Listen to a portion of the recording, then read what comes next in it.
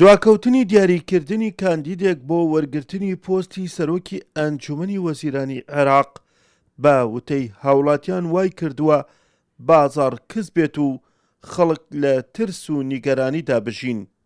بۆیە داوا دەکەن کە هەرچی سووە لایەنە سیاسیەکان لە سەر کاندیدێکی بەهێز ڕێک بکەون. أي تأخير باختيار رئيس الوزراء هەردوو ئاخستنێک لە دیاریکردنی سەرۆکوەزیران لە بەرژەوەندی عێراقیەکاندا نییە، لەبەرەوەی ناکۆچیەکان قوڵتر دەکاتەوە و داواکاریەکانیش زیاتر دەکات. ئەوە پرۆسێکی ئاسانە، کەسێک هەڵبژێڕێت کە سەربەخۆ بێت و هیچ پێشینەیەکی کاری لە حزبەکان و حکومەتدا نەبوو بێت و پێشتر وەزیر نەبوو بێت، کەسێکی نیشتیمانی و عێراقی بێت، نابێت دانیشتوانی وڵاتە کەسی بۆ 35 ملیۆن کەس دەبێت، کەسێکی شیاوی تیان نەبێت. شخص مسؤول يجي تأثير من كل النواحي حتى من ناحية اقتصادية. پێکنەهێنانی حکومت کاری کردوتە سەر هەموو لایەنەکانی ژیان لە ناویشاندا لایەنی ئابووری و کار و بازاری هاوڵاتیانی سز کردووە. بەهۆی خۆپشاندانەکانەوە زۆرێک لە بازاڕە گەورەکانی بەغدا داخراون کە ئەوەش کاریگەری نەرێنی لەسەر ئابووری دروست کردووە. گرنگە سەرۆکۆمار لەسەر هەڵوێستەکەی خۆی سوور بێت بۆەوەی کەسێک کاندید بکرێت بۆ خزمەتکردنی خەڵک نەک بەسەر خەڵکیدا بسەپێنرێت. هاي حقيقة ثابتة كل الناس تعرف.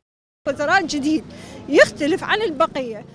سەرۆکوەزیرانی نوێ جیاواز بێ لەوانەی پێشووتر و بەهێز بێت و گەلی عێراق کۆ بکاتەوە و دوور لە سیاست و ئاین و حزبەکان بێت و لەناو ئەندامانی پەرلەماندا نەبێت، لەبەرەوەی ئێمە بێهیوا بووین لە پەرلەمان. کەسێکمان دەوێت پابەند بێ با وڵاتەکەیەوە، ئەوەی کۆن لە ڕێگەوە هەڵکێشێت و دووبارە بە شێوەیەکی نوێ وڵات بنیاد بنێتەوە.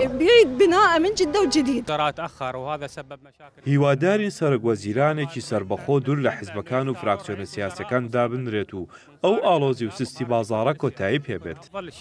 هەرێم کەمال ئاغا ئەندامی ئەنجومەنی نوێنەرانی عێراق دەڵێت بێگومان دواکەوتنی کاندید بۆ پۆستی سەرۆکی ئەنجومەنی وەزیرانی عێراق کاریگەری ڕاستەوخۆی لە سەر گۆڕەپانی سیاسی عێراق کردووە و لە هەوڵدان لە ئایندەیەکی نزیک کاندیدێک دیاری بکرێت و ڕابسپێرێت بۆ پێکێنانی حکوومەت. هەموو لایەنە سیاسیەکان و گەشتن ئەوەی کە بەتایبەتی هەرچی سەرۆکایەتی بەڕێ سەرۆک کۆمار کە هەولی زۆری داوە و سەرۆکی پەرلەمان وەستە سەرۆکی ئەنجومەنی وەزیرانی کاربڕێ کرد کە خۆشی ئێستا ئەم ڕاتێ دەزانێت کە ناکرێت لەوە زیاتر حکومەت دوا بکەیت لەمە زیاتر داواکاری خەڵک داواکاری خۆپشاندەران و ڕێککەوتنێک لە نێوان لایەنە سیاسەکانی خۆپشاندەر هەبێ بۆی عێراق لەم ئەوە دەرچێ و دوو کشتی گرنگ کە یەکەمیان بژێ و ژیان و سیادە و سەروەری ئەم وڵاتەیە کە ناکرێت زیاتر لەوە با بڵێن فرامۆش کرێ. بۆ ئەوەی ئارامی و خۆشگۆزرانی بۆ عێراقیەکان بگەڕێتەوە و عێراق لەم قەیرانە سیاسیە ڕزگاری بێت، هاوڵاتیانی داوا لە سەرکردە سیاسەکانی عێراق دەکەن لە سەر کاندیدێک ڕێک بکەون بۆ ئەوەی بە زووترین کات حکوومەتی کاربەڕێکەر پێک بهێنرێت.